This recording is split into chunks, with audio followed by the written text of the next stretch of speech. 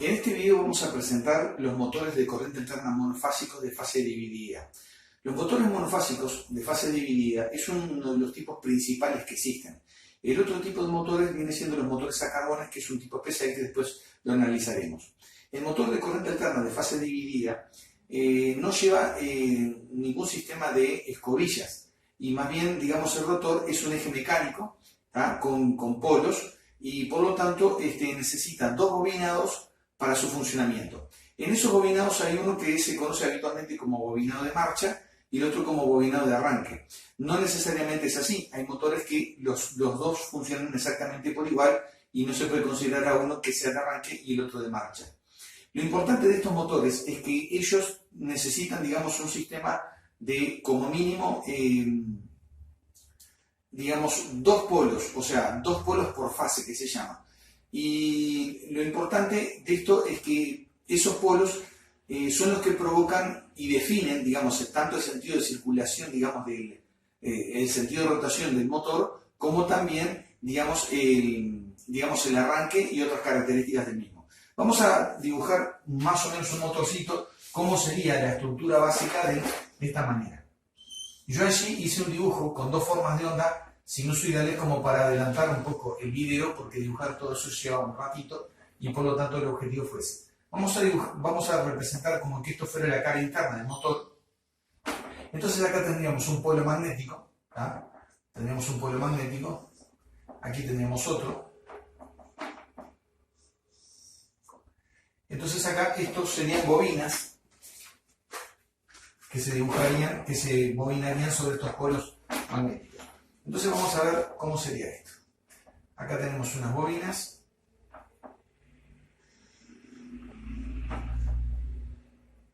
Estos serían más bien tipo como unos soportes, ¿de acuerdo? Para esos bobinados. Y ahora vamos a ver la interacción, digamos, entre una bobina y la otra. Por el circuito externo, acá yo, por ejemplo, aplico tensiones de esta manera. Vamos a suponer que yo acá meto una tensión que la vamos a llamar, por ejemplo, A. Y esta tensión yo la aplico en este bobinador, el motor, salgo después de él, pego la vuelta y ingreso en la otra parte del motor en el polo contrario. Después salgo con el alambre de acá y retorno al otro extremo del generador, digamos, de corriente alterna. O sea, este vamos a llamar el generador A y ahora vamos a dibujar otro generador que le vamos a llamar B. Entonces, esto entra aquí en el motor, sale, entra en la otra parte del motor, pega las curvas y sale por acá y termina en el otro polo del generador. Quiere decir que, por ejemplo, el generador A trabaja sobre este polo, que por momento va a ser norte, y este por momento va a ser sur, y este otro por este otro que va a ser norte, y este otro que va a ser sur. En concreto, estos son polos realmente que tienen, digamos, esa polaridad. La interacción va a ser con la corriente alterna y justamente los polos del imán. Después acá, por supuesto, en el eje, en el centro estaría el rotor, que es una pieza magnética especial, que tiene, digamos, una especie de bobinado, que no es un bobinado hecho con alambre, ni mucho menos, sino que este tipo de motor encaja dentro del tipo que se llama un motor de jaula de ardilla. El dibujo no es muy fácil de hacer, ni mucho menos, pero la idea es esta más o menos. Aquí yo tendría un eje de hierro, aquí tendría las terminales, que esto iría después en casquillos en la punta del motor, sería lo mismo para los dos lados, y acá en estos no hay un bobinado definido, sino que más bien lo que hay acá es un anillo, que típicamente puede ser de un material como aluminio, generalmente es aluminio, en otros casos puede ser de cobre, pero la mayoría de las veces es aluminio, y acá habría como unas barritas de aluminio, con una ligera inclinación hacia allá, y estas barritas de aluminio que están incrustadas dentro del hierro son las que, digamos, formarían un campo magnético de acuerdo a la corriente que se produce, digamos, en el estator. Esto es lo que se llama rotor habitualmente, rotor porque es el que gira, y evidentemente que esta otra parte que está acá es lo que se llama el estator. Entonces, por lo tanto, de la interacción del rotor con el estator es donde se va a producir, digamos, los campos magnéticos necesarios para la rotación. Este eje, por lo tanto, acá esto que viene siendo rotor está acá adentro, esto va a interactuar de acuerdo a la polaridad de las corrientes y las tensiones en el circuito. Estos van a inducir, estas bobinas van a inducir corrientes dentro de este circuito y eso va a provocar justamente el movimiento del rotor. Estas barritas de aluminio que están incrustadas dentro de la pieza de hierro también tienen anillos en las puntas, con los cuales es como si quedaran parcialmente cortocircuitadas, aunque no es así.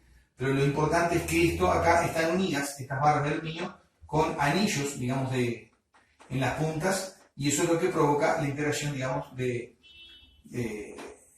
esto con el campo magnético. O sea, estas bobinas van a inducir corrientes en estas laminitas.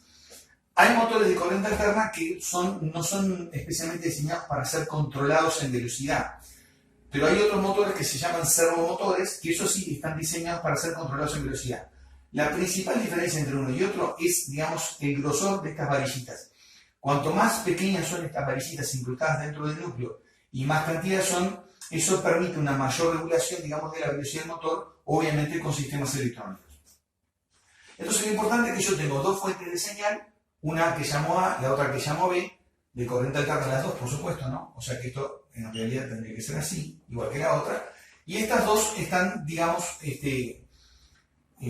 van a actuar sobre polos magnéticos dentro del motor. Vamos a suponer que este es el norte, este es el norte, este es el sur y este es el sur. Entonces, cuando se le aplica corriente alterna, esto va a trabajar de la siguiente manera como vemos ahí. El detalle principal, que después vamos a ver cómo se genera esto, es que la tensión en A y en B están desfasadas en un ángulo de 90 grados. Esa es la parte esencial para que esto pueda, digamos, funcionar. Acá vamos a hacer una representación más o menos simplificada de lo que ocurre, digamos, con este tipo de motor. Acá vemos las dos formas de onda que están desplazadas 90 grados. Por ejemplo, en este caso, la forma de onda de la tensión en A está adelantada con respecto a la forma de onda de la tensión en B. ¿Por qué decimos que está adelantada? Porque si esto lo proyectamos con líneas punteadas hacia acá, completando la otra parte del semiciclo, evidentemente que en el tiempo arranca primero la forma de A y luego 90 grados después arranca la forma de onda de B. Entonces, por lo tanto, A y B están desfasadas 90 grados. Yo voy a representar con una flecha, en este caso vamos a suponer roja, cuando tengo la máxima amplitud, digamos, en el motor, y con una flechita azul cuando tengo una pequeña amplitud, no en el motor, digo, en las bobinas. Ven, por ejemplo, en este caso acá, yo tengo que la tensión en A vamos a poner A acá y B acá. Entonces vamos a hacer una especie como de columna. Y después vamos a ver, digamos, lo que sería la fuerza resultante. ¿Ah? Entonces, por ejemplo, en A, por ejemplo, yo tengo que la tensión está pasando por el punto máximo positivo. Entonces, cuando yo diga que es el punto máximo positivo, o sea, cuando la forma de onda de la tensión es positiva, yo lo voy a representar con una flecha hacia arriba, para la forma de A. Y en cambio, para B, como están desplazados 90 grados, lo voy a desplazar, o sea, la alternación positiva la voy a representar con una flecha, digamos, hacia la derecha. Entonces, en este caso, por ejemplo, en A, yo tengo que, en el ángulo de 0 grados, yo tendría que acá, esto tendría que haber puesto un 0 acá, vamos a correr un poquito más, no habría problema con esto.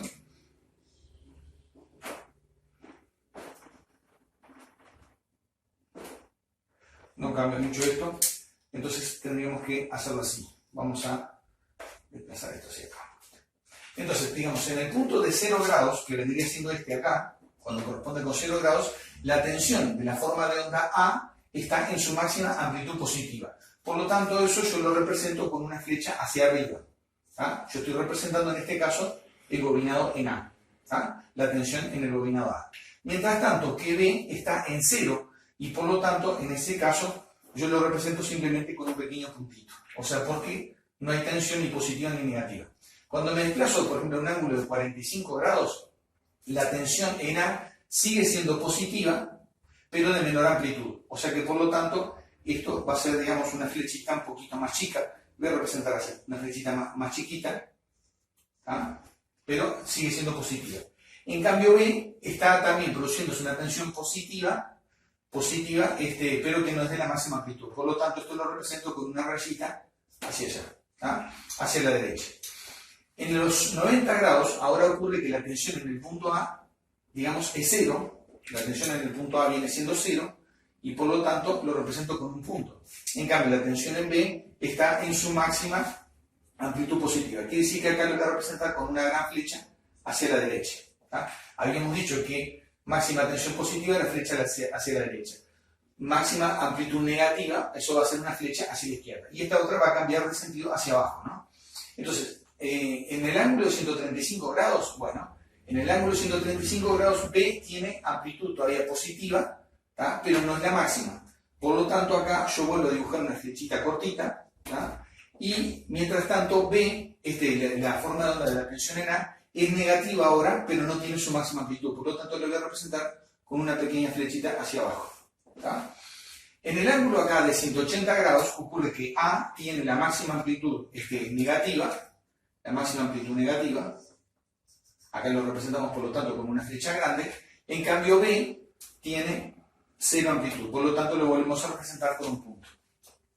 Después, en el ángulo de 225 grados, las dos son negativas y tienen poca amplitud, o sea que por lo tanto esta la represento con una flecha cortita hacia abajo, y también la forma de onda de tensión B, en este caso va a ser una flechita cortita hacia la izquierda, porque ahora es negativa. En el ángulo de 270 grados, la forma de onda de la tensión en A llegó a cero, por lo tanto esto va a ser un punto, esto va a ser un pequeño punto, la tensión es cero, y en cambio B tiene la máxima amplitud negativa. Quiere decir que esto lo represento ahora por una flecha grande hacia la izquierda. ¿Ah? Una flecha más importante hacia la izquierda. En el ángulo de 315 grados, B sigue siendo negativa, pero tiene menos amplitud, por lo tanto, esto sería una flechita cortita hacia la izquierda, y a la vez A tiene amplitud positiva, pero pequeña cantidad, poca amplitud, por lo tanto una flechita cortita hacia arriba. Después luego en el ángulo de 360 grados, la señal en A tiene la máxima amplitud positiva, por lo tanto es una flecha grande hacia arriba, y B tiene una amplitud de cero, por lo tanto la representamos con un puntito. Ahora nos queda más o menos interpretar, podríamos seguir el circuito, pero no vale la pena. Quiere decir que ahora esto lo podemos analizar, digamos, de esta manera. Voy a borrar parte de este dibujo y vamos a ver que esto se puede interpretar con una suma vectorial en concreto, y es definitivamente lo que ocurre, es una suma vectorial de dos tensiones distintas que generan campos magnéticos, flujos magnéticos, en los bobinados de diferente amplitud. Entonces vamos a ver lo siguiente. Vamos a tomar, por ejemplo, el ángulo de 0 grados. Acá solamente A tiene una máxima amplitud positiva. Entonces yo esto lo voy a representar, vamos a hacer, digamos, un eje, digamos, en 4 cuadrantes, acá. No, quizá ni tanto, ¿no? Vamos a representarlo de esta manera. Ángulo por ángulo, ¿no? Ángulo por ángulo sería así. En el ángulo, digamos, de 0 grados, ¿tá? En el ángulo de 0 grados sería lo siguiente, a ver. En el ángulo de 0 grados sería así. Yo tengo A tiene máxima amplitud positiva y B de 0. Por lo tanto, tenemos esta relación de fuerzas. Tengo máxima amplitud positiva hacia acá, hacia arriba, y B tiene una fuerza de 0. Quiere decir que la resultante es un vector grande que apunta hacia arriba. Después, en el ángulo de 45 grados, bueno, aquí esto sería para 0 grados. Para 45 grados tenemos lo siguiente. Resulta que A tiene una amplitud reducida en sentido vertical, ¿tá? Y B tiene una amplitud reducida en sentido horizontal. Quiere decir que esto sería así. Por lo tanto, la resultante ahora es una curva de este tipo. ¿Ah? O sea, esto vendría siendo justamente la suma de estos dos vectores. ¿Ah? Ven que acá ya hubo una inclinación de 45 grados hacia la derecha en la resultante. Después, para un ángulo de 90 grados, tenemos lo siguiente. A tiene una amplitud de 0, por lo tanto lo podemos representar con un puntito simplemente, y B tiene la máxima amplitud, digamos, hacia la derecha, y por lo tanto lo dibujamos con un vector un poco más grande acá. En este caso, aquí la resultante justamente va a ser esta. Y ven que ahora estamos en un ángulo de 90 grados, después esto acá es 45 grados, y ahora esto viene siendo 0 grados esto viene siendo siempre el vector resultante el que estamos mostrando acá. O sea, en este caso, esto es la resultante, esta es la resultante y esta es la resultante. Después, en el ángulo de 135 grados, tenemos, ahora vamos a poner acá 135, tenemos dos vectores que uno va hacia abajo, pero es de pequeña amplitud, en este caso, es una flecha cortita, así, y el otro es una flecha corta también, a ver, 135 grados tenemos, es una fuerza negativa, la de A, y después una fuerza hacia la derecha de B, también de menos amplitud. La resultante ahora, ¿cuál es? La resultante ahora es esta.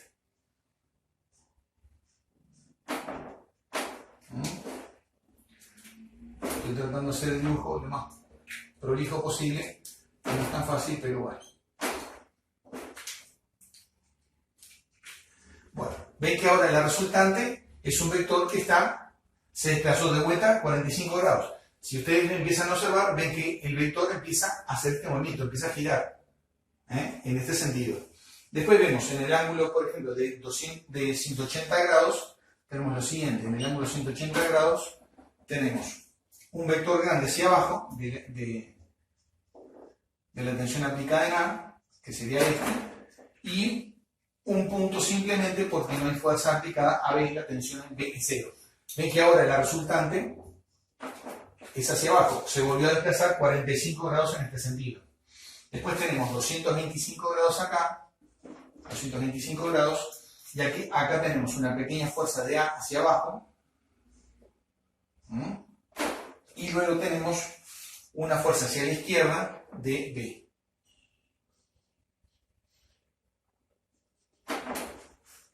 Ahora la resultante es esta.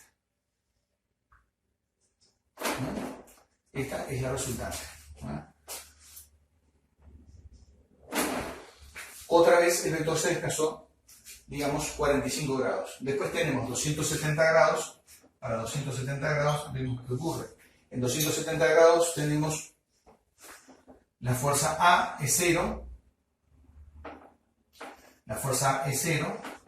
Y tenemos B apunta con su máxima fuerza hacia la izquierda.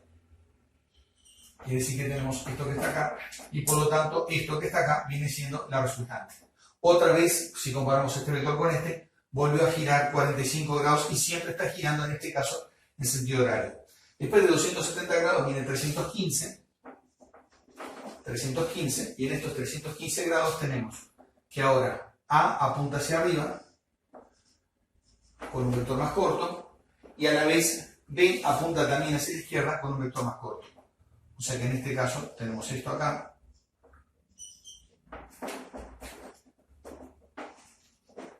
Y ahora de vuelta la resultante viene siendo esta. La fuerza resultante viene siendo esta. Otra vez el vector se desplazó hacia la derecha en el sentido horario en un ángulo de 45 grados. Bueno.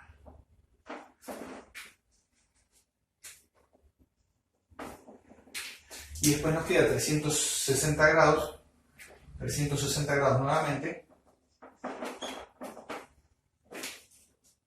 Y en 360 grados tenemos A tiene su máxima fuerza positiva hacia arriba, y B simplemente es un punto abajo, y por lo tanto la resultante es un vector que apunta totalmente hacia arriba. Ven que acá estamos donde comenzamos, en 0 grados y en 360 grados estamos en lo mismo.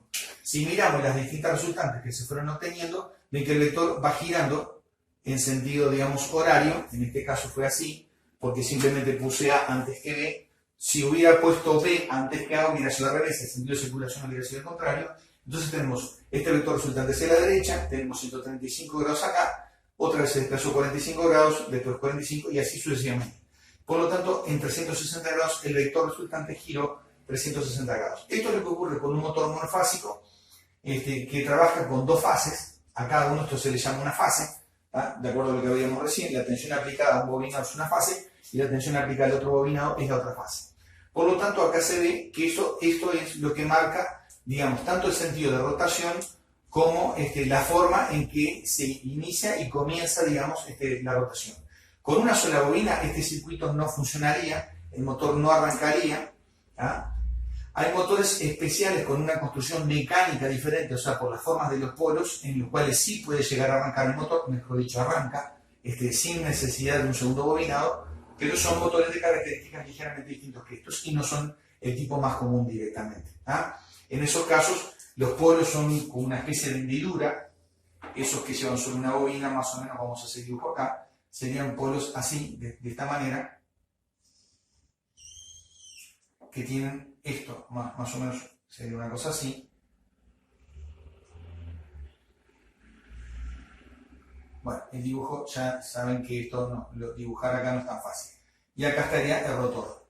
Esto viene siendo el rotor. Entonces, por la forma de estos polos, este motor, acá estaría en la bobina, una bobina, y esta bobina continúa acá, continúa de esta manera acá, sale, y acá tendríamos la tensión alterna aplicada.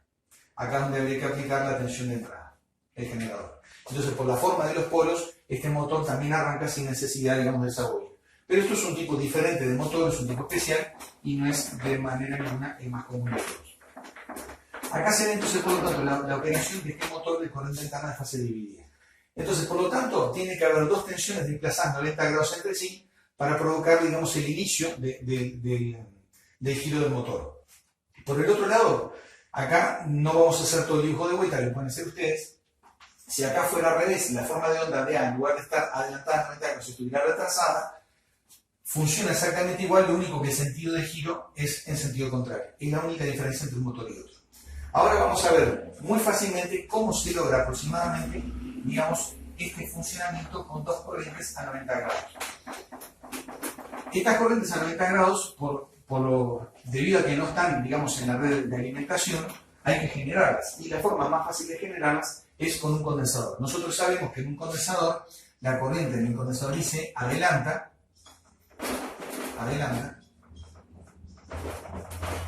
a la tensión en 90 grados. O sea que en una palabra, IC, digamos, tiene un ángulo de 90 grados con respecto a DC, el voltaje en el condensador. La corriente está adelantada 90 grados. Entonces, ¿cómo se logra eso? Bueno, la forma de lograrlo es la siguiente. Digamos, en este motor hay dos bobinados, y en estos dos bobinados, acá dibujaríamos el rotor, esto vendría siendo rotor, estos bobinados operan de esta manera. Vamos a dibujarlo ahora, sí, esto podría ser así. Este terminal, digamos, es el común a las dos bobinas, y por ejemplo vamos a suponer que este es el bobinado de arranque y este es el bobinado que le llaman de marcha. Entonces, en este caso, digamos, si yo acá tengo un generador que representa la forma de onda de la tensión de la red, esto vendría siendo 230 volt, y esta tensión, digamos, se aplica directamente al bobinado de marcha, y se aplica a través de un condensador, digamos, al bobinado de arranque. Entonces, este condensador introduce un desfasaje que en realidad no va a ser exactamente de 90 grados, pero sí va a ser un desfasaje bastante cercano a los 90 grados, y realmente tampoco es necesario que sea un desfasaje exactamente de 90 grados, ni mucho menos. Basta que haya un desplazamiento razonable entre las dos formas de onda, eso ya pone en marcha, digamos, el motor, ya lo pone en funcionamiento. Incluso hay, digamos, algunas máquinas, como por ejemplo podrían ser el caso de máquinas de cortar pasto, por ejemplo, en los cuales, además del condensador acá, junto con esto se incluye lo que se llama un interruptor centrífugo. No solamente en las máquinas de cortar pasto, en muchos otros motores de este tipo, se incluye, digamos, un interruptor centrífugo. Entonces, por un lado, la tensión entera de la red se aplica en el bobinado de marcha, y la tensión en el bobinado de arranque va a través de un condensador. En el caso, por ejemplo, de esos motores que tienen el interruptor centrífugo, cuando la máquina recién, digamos, está parada, cuando se le ha encendido, digamos, el interruptor está cerrado. Y en este caso, eso pone en marcha el bobinado de arranque, ahí eso le da la fuerza necesaria para arrancar el motor, y una vez que el motor, digamos, arrancó, este bobinado solo naturalmente se abre, por la misma fuerza centrífuga. Por eso se llama interruptor centrífugo. Entonces la misma fuerza de la rotación provoca que este interruptor se abre, el bobinado de arranque deja de funcionar realmente y queda solamente funcionando con el bobinado de marcha. Debido a esta característica especial, ocurre generalmente que el bobinado de arranque, la bobina, tiene un alambre un poco más fino, porque esto solamente trabaja durante unos pocos segundos, a veces ni tantos segundos, capaz que 1 o 2 nomás, y por lo tanto esto permite hacer este bobinado más chico con el alambre mucho más fino y la tensión se centra en el bobinado de marcha. Ese es el que tiene que tener toda la tensión de la línea. Hay algunos otros motores, como por ejemplo los motores que se utilizan en los portones a control remoto, por ejemplo, donde ahí, por ejemplo, como el portón tiene que abrirse y cerrarse, eso no solamente en portones, puertas automáticas, todo ese tipo de cosas, donde el uso, digamos, de las dos marchas hacia adelante y hacia atrás es exactamente igual, en ese caso, sí o sí, van a estar funcionando todo el tiempo los dos bobinados. Vamos a ver un esquema de cómo sería, por ejemplo, la conexión en un portón, por ejemplo, a control remoto. En un portón a control remoto tenemos lo siguiente. Acá en este caso, por ejemplo, tenemos esto así. Vamos a tener un terminal común, vamos a tener dos bobinas que son idénticas, son igualitas, estas bobinas, y estas bobinas se unen a través del condensador. Entonces, esto funciona de esta manera. Este es el terminal común. Por ejemplo, este punto viene siendo el que abre el portón, por ejemplo, y este otro es el que cierra. Entonces esto, mediante juegos de relés, obviamente, mediante juegos de relés, se conectan de a una por vez. Esta punta viene acá, y estos se conectan de a una por vez. Esto acá va unido, y esto se une acá a la corriente alterna de esta manera. Una punta del cable de los 230 volts va directo al terminal común y esto iría, digamos, a través de relé, por ejemplo, no necesariamente relé, puede ser triac, a interruptores que abren y cierran las bobinas. En estos motores hay que tener mucha precaución de que en ningún caso los dos relés se activen exactamente al mismo tiempo. Si eso ocurriera, una bobina está haciendo girar el motor en una dirección y la otra la está haciendo girar en sentido contrario. Entonces, por lo tanto, en ese caso el motor se esforzaría y lo más probable es que se queme en mucho menos de 5 segundos, aunque parezca mentira. Quizás 2 o 3 segundos en un caso de estos es necesario, son solamente necesarios para que el motor resulte dañado. Cuando se cierra, por ejemplo, uno de los interruptores, vamos a ver el camino de la corriente. En este caso, por ejemplo, la corriente entra por el terminal común, pasa directamente por este bobinado y acá termina directamente en el otro polo de la tensión de la red. Este otro está abierto y por lo tanto sí igual hay una circulación de corriente por esta bobina. Esta bobina pasa por acá, pasa por el condensador y continúa el recorrido. Entonces, en este caso, este bobinado está actuando con el condensador en serie y este está introduciendo la diferencia de fase para que el motor gire en determinada dirección, por ejemplo, hacia la izquierda. En este caso. Y cuando ocurre lo contrario, se abre, digamos, este relé, se cierra el otro, en ese caso, acá pasa lo contrario. La corriente sale por el relé, pasa por este otro bobinado, termina en este otro polo, pasa por acá y llega al otro polo de la línea. Sin embargo, este otro bobinado también conduce, la corriente pasa por acá, pasa a través del condensador y retorna por el otro polo hacia el terminal de los 230 volts. En ese caso, por ejemplo, el motor gira en sentido contrario. Pero lo importante es que en este caso las dos bobinas son idénticas y trabajan con la misma cantidad de corriente porque son iguales, simplemente que se alternan una con respecto a la otra. Bueno, en un próximo video vamos a ver, digamos, algunas otras características sencillas de este motor, pero de momento con este es suficiente.